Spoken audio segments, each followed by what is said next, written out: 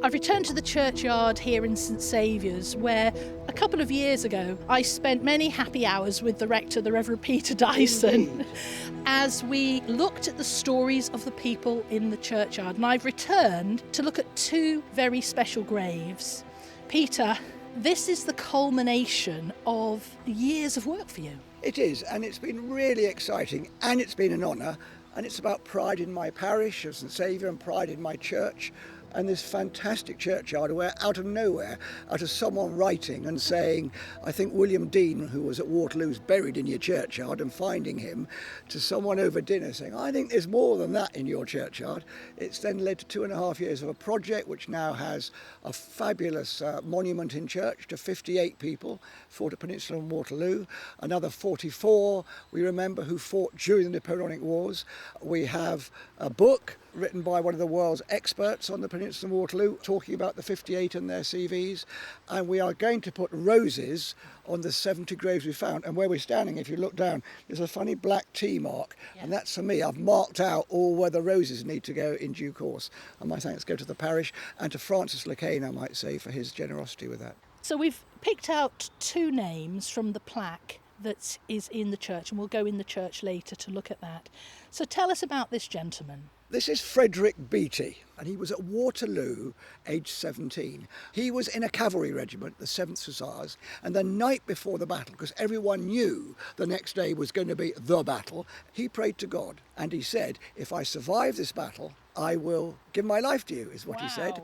And his cavalry regiment was in reserve, so they didn't fight in the battle until the last hour or so, when the French lines broke, and off went the reserve cavalry, chasing the beaten enemy. And literally in the last half an hour of the battle, he was badly wounded. A musket ball hit him on the jaw and shattered his jaw. It took him 5 years to learn to talk again, because his jaw was so badly hit. And then he fulfilled his promise, because he'd survived, and became a clergyman. Hence the Reverend Francis Beattie. And he spent the rest of his life as a clergyman, largely in England, but retired to Jersey. And if you look in the burial book here, occasionally, particularly when it was military people being buried, this man would take funerals in this church. And here he is. We're going to move on to another grave now. Tell us who we're going to look at next. It's literally 10 yards away, but be careful because you can easily trip up in my churchyard. We're looking at Lieutenant Colonel James Sinclair. It says, in memory of Lieutenant Colonel James Sinclair, RA, that's Royal Artillery, who died at St Heliers on the 15th of May, 1851, aged 64. He entered the army in 1804 and was actively engaged in all the principal battles of the Peninsular War, commencing with Corunna and terminating with the sortie at Bayonne, where he was ADC to his cousin, General Hay. Just to say, refer to that for a minute, the book refers to General Hay and said actually being ADC to General Hay was a very dangerous job. That's the aide-de-camp, like the personal assistant. Okay, so the general is on his horse in those days. They can be seen by the enemy. They're trying to kill generals, and the poor old ADC has to be on his horse and follow where the general goes. And as the book says in a very dry way, it was quite dangerous being ADC to General Hay. And in fact, as it says there, he was killed at Bayonne. The general. And then I'm going on now with what's on the grave. He commanded a brigade of artillery at Waterloo, retired from the service in 1841. So James Sinclair reached the rank of Lieutenant Colonel. Yes. He was at Waterloo. Just remind us what date that was. That was 1815, 18th of June. And we hope next year, by the way, to have a great celebration. We were going to have it this October with a church full of military people, diplomats, representatives from the island and wider. We obviously couldn't have it because of the pandemic. But we're hoping to have that near to 18th of June next year. And just at the foot of the grave, we have another of your markers. Just tell us what those roses are going to be. It's a rose called the English rose. In all, if you add up the 58 in church and the other 44 who fought, we got just over 100 people we know buried. And as I say, thanks to Francis Lecain and his generosity, we're going to put 70 real roses, one at each grave. If we put those roses there, as people who will want to come and see, because this is military and historically a significant find. They will see a rows, Yeah. and they will walk over to that grave. We have to remember that this is an internationally renowned project. This is a really important point. I'm just a common garden rector. I don't know a great deal about Waterloo and the peninsula. I know a bit about it. I have depended, first of all, on this island. There have been such help. People like Doug Ford, local historians, John mentioned, loads of people. Michael Ethelston. People have really helped. And then once we've gone through all that sort of expertise, the guy who wrote the book, Sir William Mahon, probably the leading expert on the peninsula in Great Britain, he's checked every name. So real international expertise. And the Waterloo Association, which is several thousand people, are worldwide. And this information will go out in their publications. And I'm hoping that anyone with a passion for military history, this has an international dimension, putting this lovely parish church and this lovely parish of St Saviour's on that international map.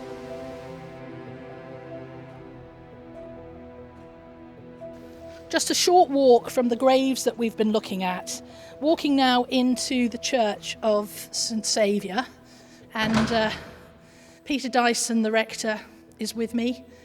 We're walking through the north aisle, which is clear of all the pews, and it's where church happens now under restrictions on a Sunday. And we're moving now. Explain what this area is called, Peter. This is the Lady Chapel, and it's the North Lady Chapel. As I say, one of the great things about Jersey churches, it's unique. In the old parish churches, you have two parallel churches, but we are now in the North Lady Chapel. And as we face the altar, we are on our left looking at the memorial to those men who are buried here in St Saviour, but who were involved, served in the Peninsula War and the Waterloo campaign. So how many names here? There are now 58 on this plaque. 56 of them fought as Englishmen, Jerseymen, Scotsmen, Irishmen in the Peninsula and Waterloo. One of them is a Frenchman, and I love this. His name is Mr. Juillerat, Charles-Philippe Juillerat, and we've got his grave, and it says on his grave, in the French it's written, fought in the cavalry sur l'Empereur, Napoleon. So he was on the opposite side. So he's on the other, and we think he was quite possibly at Waterloo. We can't prove it because the French records aren't good enough. And the other man is Mr. Fernando Gasco. He's a Spaniard, and he actually became quite a leading Spaniard. He became their Home Secretary after the Napoleonic Wars. But in the Peninsular War, he was a civilian fighting with the British against the French. Would you like to read the inscription on there and explain the bottom as well? I will. The inscription says, "In respectful memory of the many men who served alongside Wellington in the Peninsular War, 1808 to 1814, and the Waterloo Campaign, 1815, who are interred on this island," because this memorial is island-wide. Green Street has several, St Brelard's has several, and St Wan's has a plaque on the wall. Those named below, together with a French officer and a Spanish combatant, are known to be buried here at St Saviour's. And we then have the 58 names. Including Mr Beattie, who we spoke about, Yes. Reverend Beattie, and Mr Sinclair. and Lieutenant Colonel Sinclair. Yeah, Lieutenant Colonel, salute. Very important moment. Yeah, I agree. And there's a father and son, George Moore and George Moore. There's a boy who joined the army at 12 as a little drummer boy and somehow survived all the battles of Peninsula and Waterloo.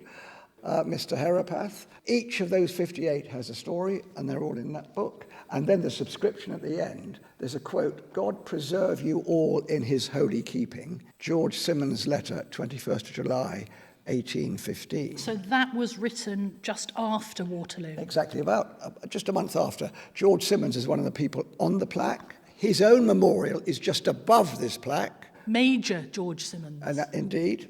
And he, as the plaque says, was at many battles of the Peninsula and at Waterloo. Another man severely wounded.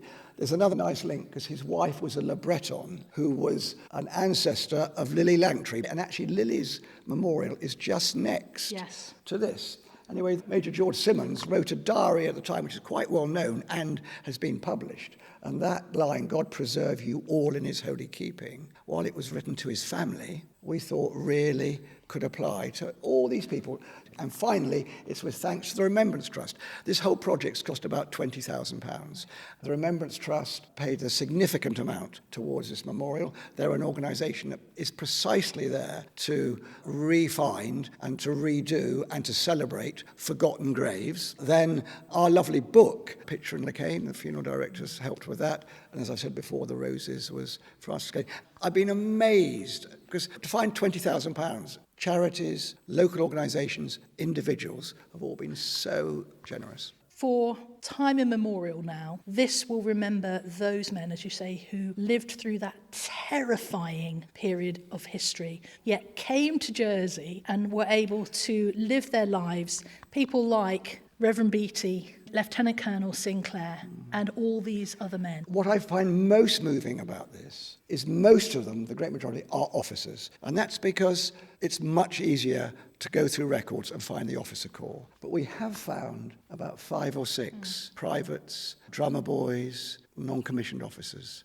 We don't have any of their graves because they would have been too poor to have had a grave. There's no memorial in church to them, but we have, by just trawling through the burial book, finding the names, dates of death, the experts behind this project, not me, have actually said, this man was at Waterloo, and we can find out about his regiment and what happened to him. And one of the roses going to be planted in the churchyard is in a section where there are no graves. And it's to remember those who we don't know where they are buried. We know they're here, to remember them, and particularly those who could have been lost to history completely, but in their own small ways showed such bravery.